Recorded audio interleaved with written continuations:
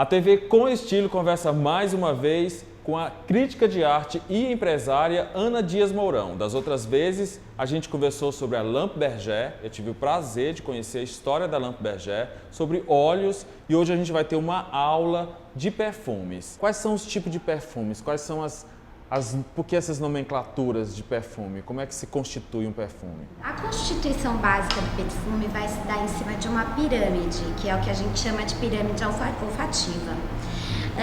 A pirâmide olfativa, ela vai ter a base, as notas vão se organizar na base, no coração e na saída, né? Que faz o efeito de uma pirâmide mesmo. O perfume, ele vai estar sempre classificado de acordo com a duração dele no nosso corpo, na nossa pele, em contato com a nossa pele. As notas de fundo são aquelas que vão durar até 8 horas. A nota de coração é aquela nota que continua no perfume durante essas 8 horas e vai sair, sei lá, daqui a 6 horas, por exemplo. E a nota de cabeça, a nota de saída, é aquela que a gente sente na hora que deposita o perfume na pele e daqui a pouco o perfume não começa a se modificar. Então, isso é por conta desse processo de pirâmide que acontece.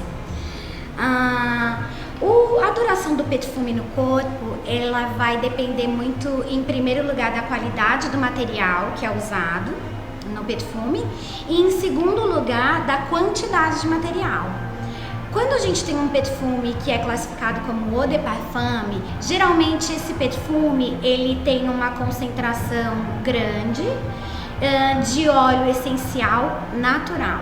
Outra questão que ajuda muito a gente a entender perfume são os óleos essenciais naturais e são os óleos essenciais sintéticos. O eau de toilette, ele é um perfume que vai ter uma concentração menor do que o eau de parfum. E o eau de cologne vai ter menos ainda. Qual é a diferença entre colônia e perfume? O perfume, o eau de parfum, ele tem uma alta concentração de óleo essencial natural. E então ele vai ter uma fixação de 6 até 8 horas, dependendo da sinergia com a pele, da simpatia do perfume mesmo com a pele. Quando é que um perfume rejeita uma pele ou uma pele rejeita um perfume? Olha, quando não tem essa conversa. Não existe não é uma coisa racional, sabe, Zé? É muito engraçado. A gente eu uso muito aqui com os meus clientes o exemplo do suco de maracujá. Não tem gente que toma um suco de maracujá e se sente dopado, morre de sono depois daquele suco. Ao mesmo tempo, tem pessoas que tomam um suco de maracujá e não sentem nada. Então, qual é a diferença que acontece aí? É, na verdade, a sinergia mesmo que a gente chama. Existem pessoas que vão se dar bem com certos tipos de ervas, de madeiras, e outras pessoas não. Tem gente que vai se dar bem com perfume amadeirado, tem gente que vai se dar bem com floral, tem outras que vão repelir o floral. Então é uma questão mesmo de simpatia. É como acontece, a gente acredita muito na natureza, é como acontece entre as pessoas. É uma questão de essência mesmo. E Ana, falando em essência, você tem perfumes aqui que tem uma história por trás, né, que tem um valor agregado assim muito interessante. Conta pra gente. Bom, nós estamos começando a trabalhar agora com um nicho da perfumaria mundial que chama-se perfumaria secreta. A perfumaria secreta, ela é composta por pequenas maisons francesas quais são as características dessas maisons? Em primeiro lugar, a gente está falando de perfumes que são feitos com as melhores matérias-primas da perfumaria mundial. Em segundo lugar, quem são os donos dessas perfumarias, dessas maisons? São os próprios perfumistas ou são maisons que existem há mais de um século?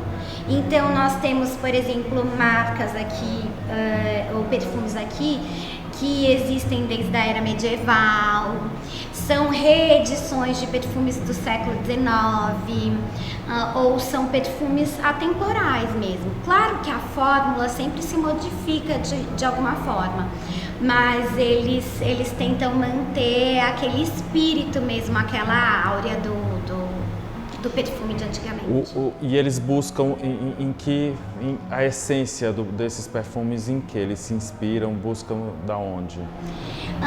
Por exemplo, na França a gente tem alguns espaços que são bem interessantes, que são perfumes, são bibliotecas de perfume, são lugares que guardam o perfume, os perfumes antigos e tal.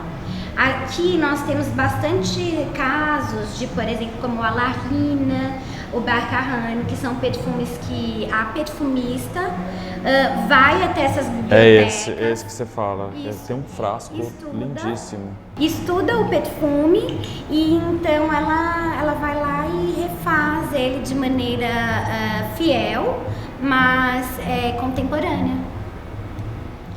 E como sei que você é uma crítica de arte, que a arte é o seu grande é a matéria-prima, é a coisa que você gosta de fazer, que você lê, que você pesquisa. Mas onde é que você acha esses produtos todos?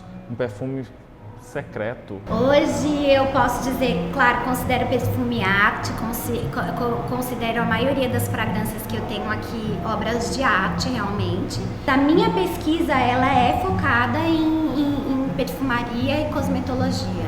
Então, o projeto Galerie, ele é um projeto de pesquisa que se iniciou há 4 anos atrás e que continua.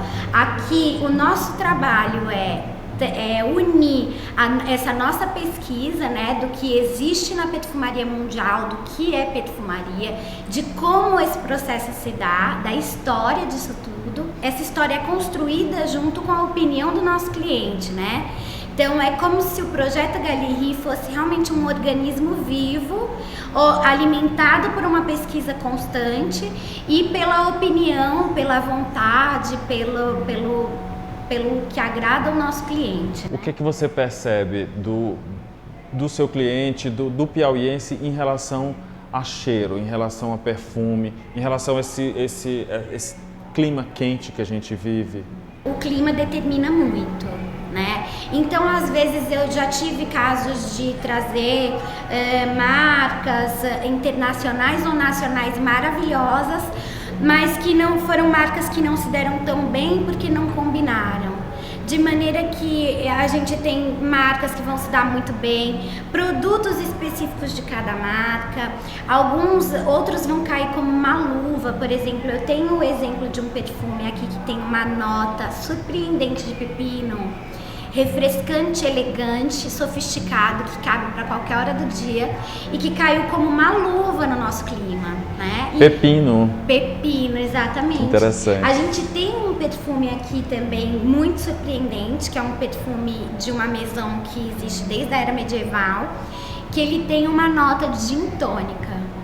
Então ele é um perfume super sério, que de repente tem um quê cômico que quebra, sabe? Então, são realmente produtos surpreendentes, são produtos diferentes, né? Quem procura uma perfumaria secreta, geralmente se apaixona e vai usar esse tipo de perfume pelo resto da vida.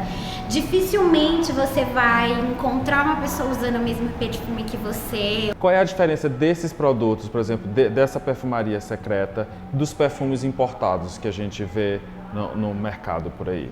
A perfumaria secreta, ela não pretende se massificar. Então, ela não é vendida em qualquer perfumaria. Eles são os nossos parceiros brasileiros, que são a Cosmopolitan.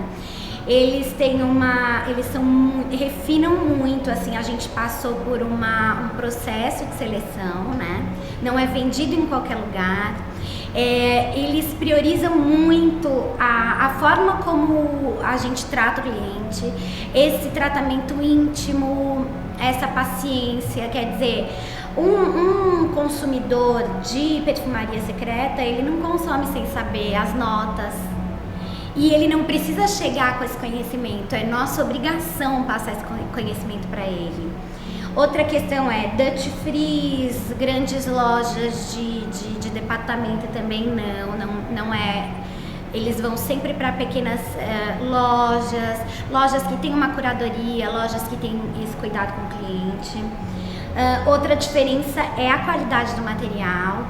Por exemplo, nós temos um perfume aqui que é feito com uma rosa que chama Rosa de Maio. Ela é colhida nesse período do ano em Grasse, né, que é uma cidade da França onde nasceu o perfume, podemos assim dizer, e ela tem um horário para ser colhida. Então a gente está falando de um material extraordinário.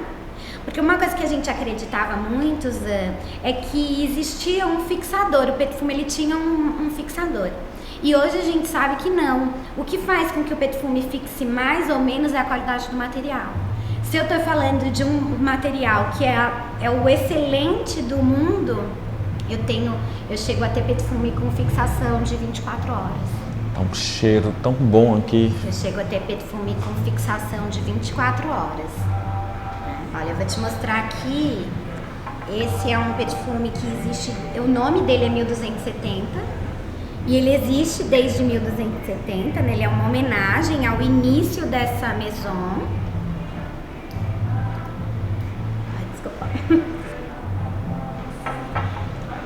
Esse aqui É um pouco frutado esse, Sim. ou não? É? Sim, ele é uma homenagem ao conhaque, que é produzido por essa maison francesa desde 1270.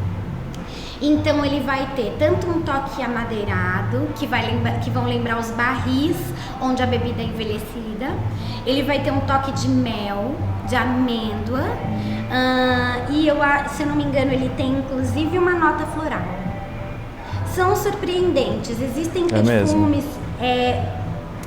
perfumes que a gente classifica como gourmet, floral, e na perfumaria secreta você tem muito essa junção, um floral oriental, um gourmet amadeirado, né? Você também tem essa mistura. Que dica você dá para as pessoas encontrarem o perfume ideal?